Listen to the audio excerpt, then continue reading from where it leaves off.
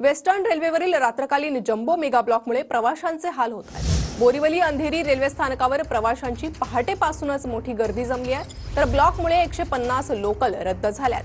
थोड्याच वेळात पुन्हा रेल्वे सेवा सुरळीत होणार असल्याची माहिती मिळते।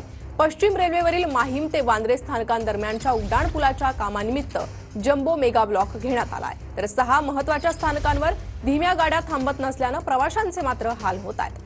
चर्चगेट ते दादर दरम्यान रेल्वे सेवा जलद मार्गावर सुरू आहे।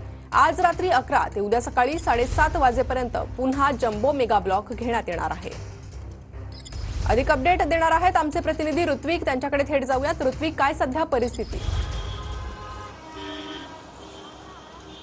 नक्कीच प्रणिता, कालच पश्चिम रेल्वेच्या वतीनं ही माहिती देण्यात आलेली होती की पश्चिम रेल्वेवरती काही ब्लॉक घेण्यात येणार आहे। मिठी नदी बांद्रा ते माहीम दरम्यान असलेली ही मिठी नदी आहे। या मिठी नदीवरती जे पूल आहे त्या पुलाचं सध्या काम सुरू आहे आणि यासाठीच हा ब्लॉक घेण्यात आलेला होता। आपण दृश्यामध्ये हा पूल बघू शकतो। काल रात्री पश्चिम रेल्वेने काल रात्री 11 वाजेपासून ते आज सकाळी 7:30 पर्यंत हा मेगा ब्लॉक जाहीर केलेला होता। त्यामुळे विरार वसईकडून येणाऱ्या ज्या चर्चगेट दरम्यानच्या ज्या रेल्वे गाड्या आहेत त्या रद्द करण्यात आलेल्या होत्या।